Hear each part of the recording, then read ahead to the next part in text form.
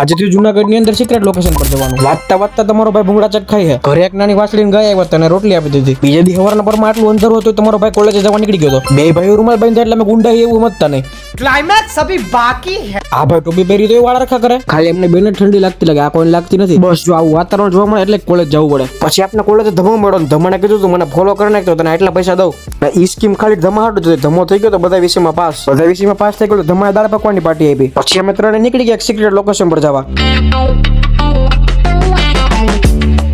પણ આ ત્રણે તો ઠેઠ ઉપર ચડી ગયા ભાઈ. પછી આવતો તો ભાઈને કંટાળો ને ભાઈને કંટાળો આવતો તો ઘરે વહી જવું પડે. સાંજે રાતે ડેરી ફાર્મ નું ચોખ્ખું દૂધ ને ઘી લઈને ઘરે આવી ગયા. ઘરે આવ્યા તો ચવાણાનું શાક બનાવ્યું હતું ભાઈ. સડા પેરી પેરીને આવ્યા. સડા ઘીરે પહેરવાની વસ્તુ છે સાહેબ, બજારમાં રખડવાની વસ્તુ નથી. આ તરસે કીધી ટાઈટ ચાલુ ને ભાઈને કરું તું તાપણું માન ચાલુ થયું. આ ભાઈ હરી કરીને તો ધુવાડો નીકળવા માંડ્યો. પછી ભાઈને ધુવાડો લાગ્યો એટલે ભાઈ આવી ગયા સાઈડમાં.